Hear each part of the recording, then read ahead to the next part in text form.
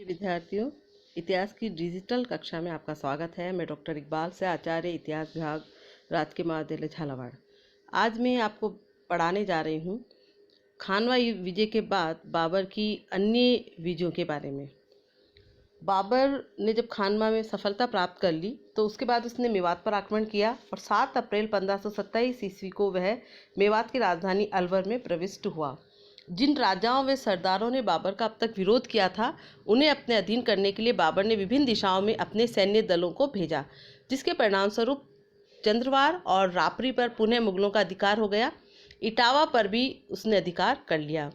इसके बाद मैं बताना चाहूँगी आपको एक प्रमुख विजय के बारे में बाबर की, और वह थी चंदेरी विजय। मालवा और बुंदेलखंड के बीच चंदेरी का राज्य स्थित था, जिसका शासक सुप्रसिद्ध राजपूत सरदार मेदिनी राय था। इस क्षेत्र का व्यापारिक व सामरिक दोनों तरह से महत्व था। मेदिनी राय जो पहले मालवा के अधीन था, बाद में उसने राणा सांगा की अधीनता स्वीकार कर खानवा के युद्ध में राणा सांगा की ओर से भाग लिया था।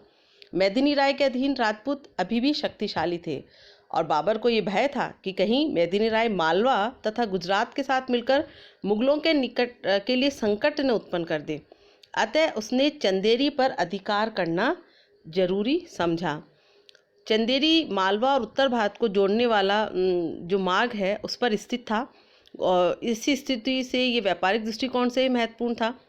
इसलिए 28 जनवरी 1528 ईस्वी को बाबर ने चंदेरी के किले का घेरा डाल दिया और मेदिनी राय को मुगलों की अधीनता स्वीकार करने और चंदेरी के स्थान पर शमशाबाद की जागीर लेने का प्रस्ताव भेजा, लेकिन मेदिनी राय ने उसके इस प्रस्ताव को अस्वीकार कर दिया।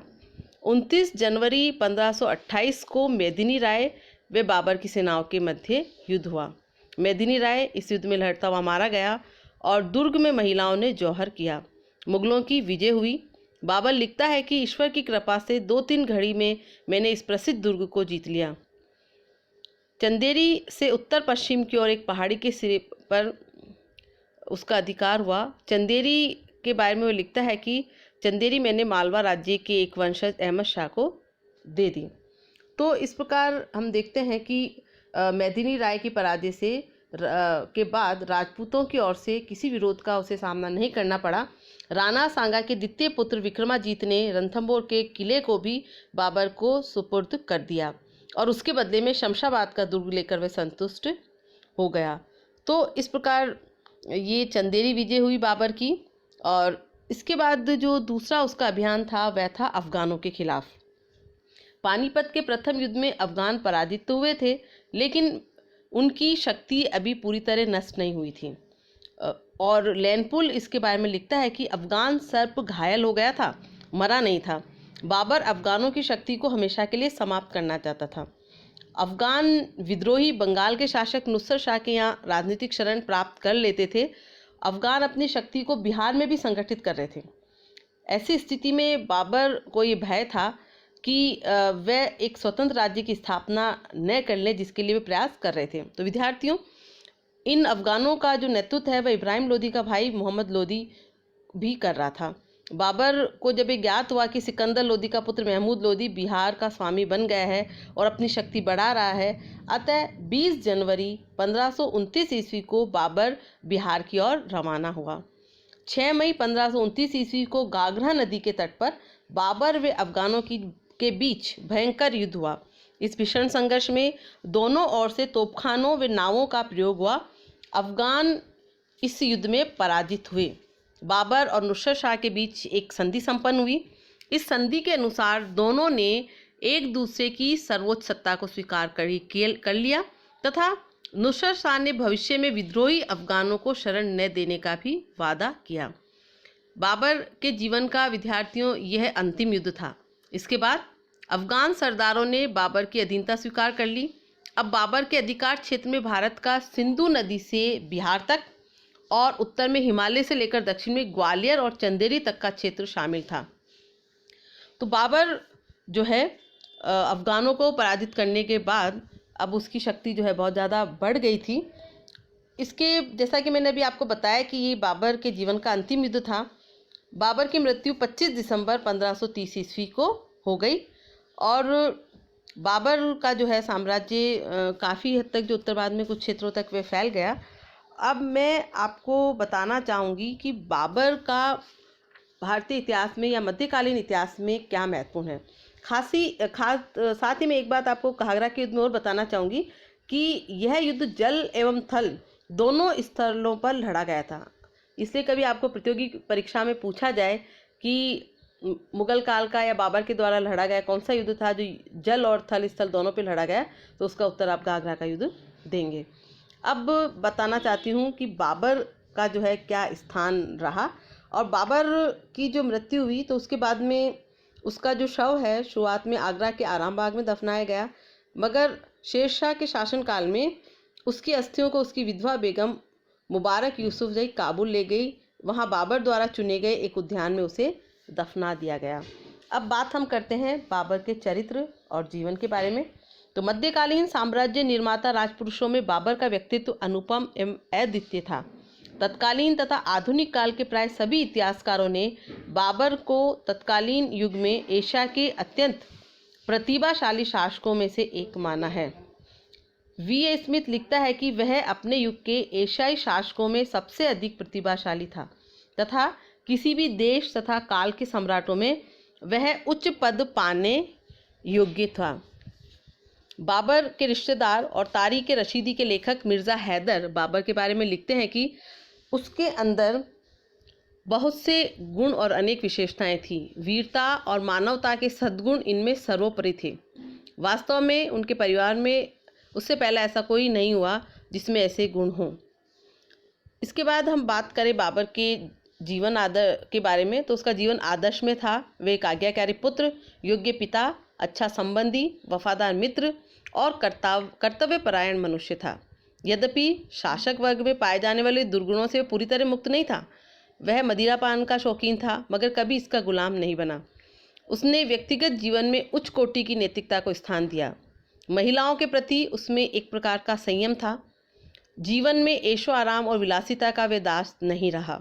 असामान्य और विपरीत परिस्थितियों में भी उसने कभी धैर्य और साहस नहीं खोया था। शारीरिक रूप से भी वे इतना बलवान था कि कहा जाता है कि अपनी बगल में 2 आदमियों को दबाकर किले की 4 दीवारी पर दौड़ सकता था। भारत में उसके अभियानों के मार्ग में जितनी भी नदियाँ आईं उन सबको उसने तैर कर ही पार किया। बाबर एक असाधारण प्रतिभाशाली और ललित कलाओं का भी शौकीन था। प्राकृतिक सौंदर्य का वे पारखी था। वह तुर्की भाषा का उच्च कोटि के लेखक था। उसने अपनी आत्मकथा तुजुके बाबरी लिखी जिसने उसे आज भी इतिहास में जीवित बना रखा है। वह उच्च कोटि का कवि भी था।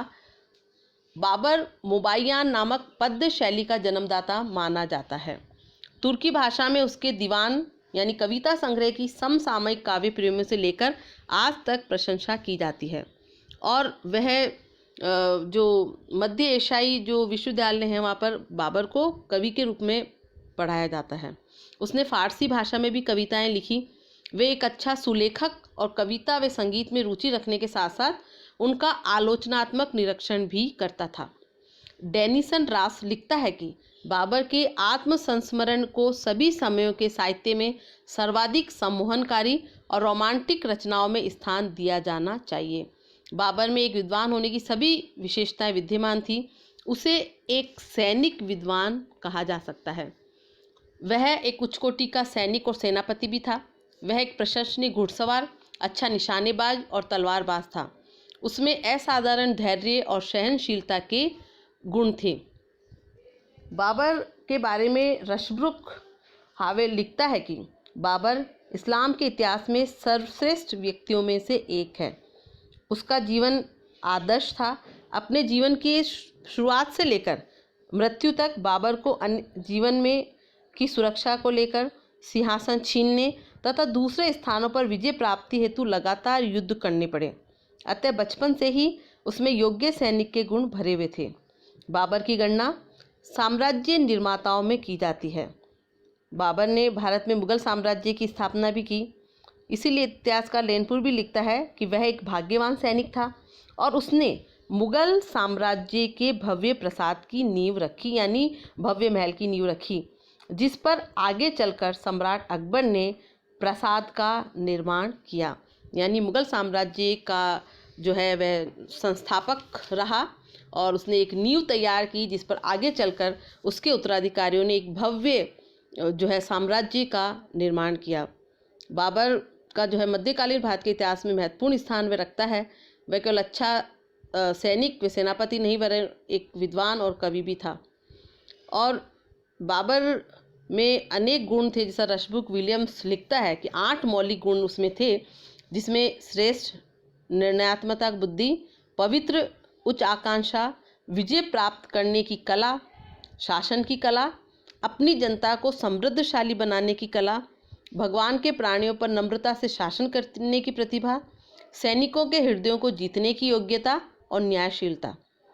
इस प्रकार हम कह सकते हैं, वैसे कुछ इतिहासकार ये कहते हैं कि बाबर ने प्रशासनिक क्षेत्र में कोई योगदान नहीं दिया, इसीलिए डॉक्टर A.L. श्रीवास्तव इसके बारे में कहते हैं कि बाबर अच्छा शासन प्रबंधक नहीं था और उसमें रचनात्मक बुद्धि का अभाव था। वहीं डॉक्टर S.R. शर्मा भी कहते हैं कि विजय प्राप्त करने के बाद उसका पहला काम ये था कि वह अपने राज्य में शांति व्यवस्था स्थापित करता। अपनी सैनिक प्रतिभा और योग्य सेना की सहायता से वह निसंदेह ये कार्य कर सकता था, परंतु विजय और व्यवस्था अलग अलग चीज़ें हैं। शासन व्यवस्था के लिए दूसरी बुद्धि की आवश्यकता होती है। यह शेरशाह और अकबर में थी, बाबर में नहीं। लेकिन उनके इस मतों का खंडन करते हुए राधेश्याम लिखते हैं कि जब हम उसकी आत्मकथा का सूक्ष्म अध्ययन करते हैं तो इस निष्कर्ष पर पहुंचते हैं कि उसमें प्रशासन करने के गुणों का क्रमशः विकास हुआ और तत्कालीन वातावरण में रहकर उसी वातावरण की परिधि में प्रशासन को चलाने के लिए जो कुछ वे कर सकता था उसने किया। निष्कर्ष से हम कह सकते हैं कि बाबर में शेरशाह और अकबर के समान प्रशासनिक बुद्धि भले ही न हो रही हो, मगर वह प्रशासनिक योग्यता से पूरी तरह अपरिचित नहीं था। उसे भारत में कुशल शासन प्रणाली की स्थापना करने के लिए पर्याप्त समय ही नहीं मिला। हमने देखा था कि 1526 ईस्वी में बाबर ने मुगल साम्राज्य की स्थापना की पानीपत के प्रथम युद्ध में। इस युद्ध के बाद वह केवल 3 वर्ष और 8 महीने ही जीवित रहा, जिसमें से भी अधिकांश समय वे युद्धों में संलग्न रहा। भारत में पूरी तरह नवीन शासन प्रणाली स्थापित करना एक नए सम्राट के लिए संभव नहीं था। उसने अपने राज्य में शांति व सुव्यवस्था स्थापित करने का पूरा प्रयास किया, सड़कों की सुरक्षा की व्यवस्था की, डाक व्यवस्था का प्रबंध किया, आगरा, फतेहपुर सीकरी, बयाना, धौलपुर आदि स्थानों पर नई इमारतें बनवाई और बाग लगवाए। एक शासक के रूप में उसने अपनी प्रजा की सुख सुविधाओं का ध्यान रखा। तो विद्यार्थियों, भारत में मुगल साम्राज्य की स्थापना के समय यहाँ की स्थिति क्या रही है हमने पढ़ा। इसके अलावा बाबर का मुगल साम्राज्य के निर्माण में क्या योगदान है, ये निश्चित तौर पे आपको समझ में आया होगा। पानीपत का जो प्रथम युद्ध है, जैसा कि हमने देखा 1526 में हुआ। तो बाबर का जो जीवन काल है, मोटे तौर पर अगर आसान सा तरीका मैं आपको बताना चाहूँगी कि बाबर के जीवन से संबंधित जो घटनाएं हैं भारत में, उनको हम याद कर सकते हैं हर सन के अनुसार। जैसे पानीपत का प्रथम युद्ध है 1526, 1527 ईस्वी खानवा का युद्ध, चंदेरी विजय 1528, घाघरा का युद्ध 1529 और 1530 में बाबर की मृत्यु। तो ये मोटी मोटी जो है एक आउटलाइन है, और बाबर का क्या रोल रहा मुगल साम्राज्य की स्थापना में और उसका प्रारंभिक जीवन किस तरीके से बीता और इतिहास में वे क्या स्थान रखता है, न केवल भारतीय इतिहास में बल्कि वो मध्यकालीन एशियाई इतिहास में एक महत्वपूर्ण शासक माना जाता है। मैं समझती हूँ कि बाबर के बारे में जो ये सूचनाएं हैं, जानकारियाँ हैं, निश्चित तौर से आप इससे लाभान्वित होंगे। धन्यवाद।